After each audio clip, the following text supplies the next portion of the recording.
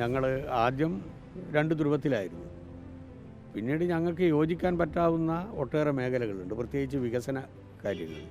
അല്ലാതെ ഞാൻ നിങ്ങളോട് പറഞ്ഞല്ലോ, ഇന്നേ വരെ LDFിൽ വരാനോ CPMൽ വരാനോ ഞാൻ അദ്ദേഹത്തോട് പറഞ്ഞിട്ടില്ല. അദ്ദേഹം ഒരാഗ്രഹം ആ രൂപത്തിൽ പ്രകടിപ്പിച്ചിട്ടുമില്ല. ഇത് ഒരു ഔദ്യോഗിക ജീവിതത്തിൽ നമ്മൾ പല കാര്യങ്ങളും ചെയ്യാറുണ്ട്.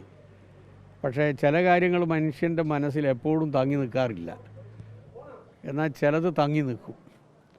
അതിൻ്റെ ഏറ്റവും നല്ല ഒരു ഉദാഹരണമാണ് നമ്മുടെ പാലക്കാട് ജില്ലയിലെ സാംസ്കാരിക രംഗത്ത് ഒന്നാം പിണറായി ഗവൺമെൻറ് ചെയ്ത നല്ല കാര്യങ്ങൾ. ഇപ്പോൾ ഇന്ത്യ രാജ്യത്തിലെ ഏറ്റവും ശ്രദ്ധിക്കപ്പെടുന്ന ഒരു സാംസ്കാരിക നിലയം നമ്മളെ യാക്കര മെഡിക്കൽ കോളേജിൻ്റെ പരിസരത്ത് നമ്മുടെ വീട്ടി ഭട്ടതിരിപ്പാടിൻ്റെ പേരിൽ യാഥാർത്ഥ്യമാകാൻ പോവുകയാണ്. 62 കോടി രൂപയായിരുന്നു. എന്നെ വേദനിപ്പിച്ച ഏറ്റവും വലിയൊരു പ്രശ്നം ഞാൻ നിങ്ങളോട് പറയാം. ഒരു 1.5 കൊല്ലമാണ് ഒരു സ്ഥലത്തിന് വേണ്ടി ഞാൻ പാലക്കാട് മുനിസിപ്പാലിറ്റി ചെയർമാനെയും അതുപോലെ തന്നെയുള്ള ആൾക്കാരെയും കണ്ടത്. കോൺഗ്രസും സഹകരിച്ചില്ല, BJPയും സഹകരിച്ചില്ല. അവസാനം പിന്നെ എൻ്റെ കയ്യിൽ തന്നെ ഉള്ളതാണ് 50 ഏക്കർ സ്ഥലം. അന്ന് ഏത് മെഡിക്കൽ കോളേജ്, അങ്ങനെയാണ് 5 ഏക്കർ കൊടുത്തത്. ഇത് അജണ്ടയായി ക്യാബിനറ്റിൽ വന്ന സമയത്ത് പിണറായി എന്നോട് ചോദിച്ചു, മുഖ്യമന്ത്രി എന്നോട് ചോദിച്ചു, ഈ 2 വകുപ്പും പാലം കൈകാര്യം ചെയ്യുന്നത് കൊണ്ടാണല്ലോ ഈ സ്ഥലം കിട്ടിയത്, അല്ലെങ്കിൽ എന്തായിരുന്നു ചെയ്യാൻ. പക്ഷേ അയാളുടെ നല്ല മനസ്സ് അനുകൂലമായിട്ടുണ്ടായി, അങ്ങനെയാണ് അത് യാഥാർത്ഥ്യമായത്. അതേപോലെ തന്നെ നമ്മുടെ ഈ MT രാമനാഥൻ്റെ പേരിലുള്ള അതും യാഥാർത്ഥ്യമായി. അതും പ്രത്യേകതകളുള്ളതാണ്.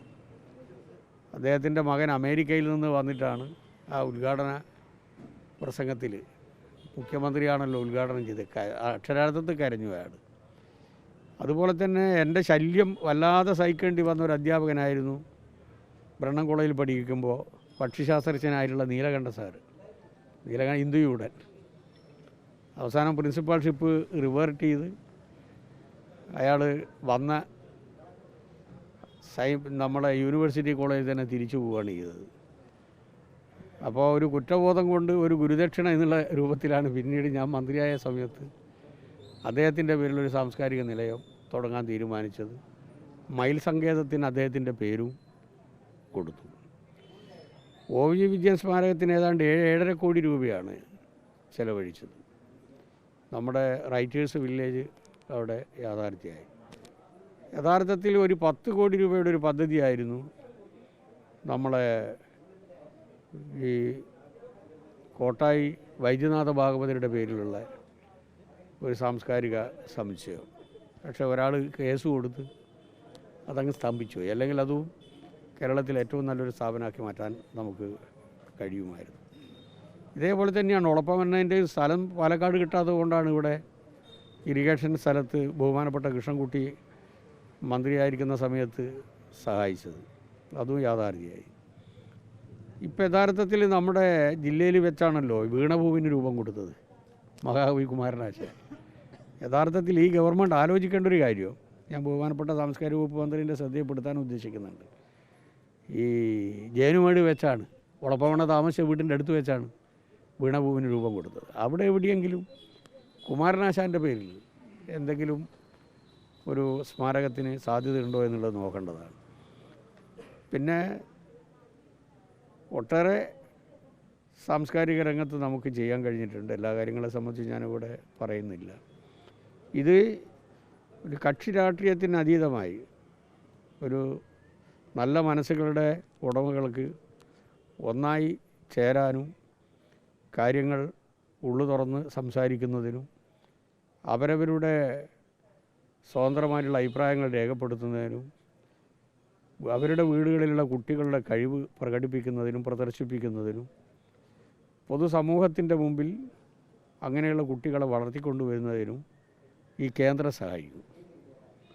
അതാണ് ഞാനിതിനെ കാണുന്ന ഒരു പ്രധാനപ്പെട്ട പ്രത്യേകത.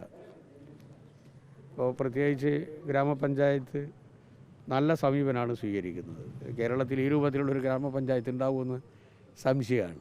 കോൺഗ്രസിൻ്റെ പഞ്ചായത്താണെങ്കിലും ഗവൺമെൻറ്റുമായി ബന്ധപ്പെട്ടുകൊണ്ടുള്ള കാര്യത്തിൽ ഗവൺമെൻറ്റിനെ നല്ല രൂപത്തിൽ സഹായിക്കുന്നതാണ്. അതുകൊണ്ട് ഞങ്ങളാരും അവരോട് LDFിൽ വരണമെന്നോ CPMൽ വരണമെന്നോ ഞാൻ ഇന്നേ അവരാരോടും പറഞ്ഞിട്ടില്ല. അന്തസ്സുള്ളൊരു സമീപനമാണ് അവരും കാട്ടുന്നത്. അതുകൊണ്ട് തന്നെ ഗവൺമെൻറ്റിൻ്റെ പരമാവധി സഹായം ഇനിയും ഈ പഞ്ചായത്തിന് അനുകൂലമായിട്ടുണ്ടാവും. ഈ സ്ഥാപനത്തിൻ്റെ വളർച്ചയിൽ ഇനിയും ഗവൺമെൻറ്റിൻ്റെ സഹായം ഉണ്ടാവും.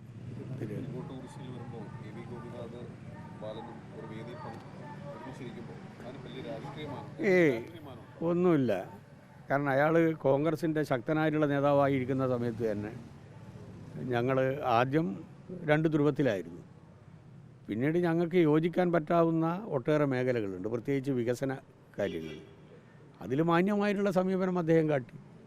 അപ്പോൾ മാന്യത കാട്ടുന്ന സമയത്ത് തിരിച്ച് മാന്യത നമ്മുടെ ഭാഗത്തുനിന്നുണ്ടാകണ്ടേ.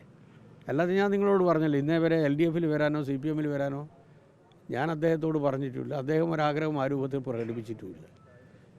അദ്ദേഹം ഇന്നും കോൺഗ്രസിൽ നിന്ന് നടപടിയെടുത്ത ഒരു കോൺഗ്രസ്സുകാരനായിട്ട് തന്നെ ജീവിക്കുകയാണ്.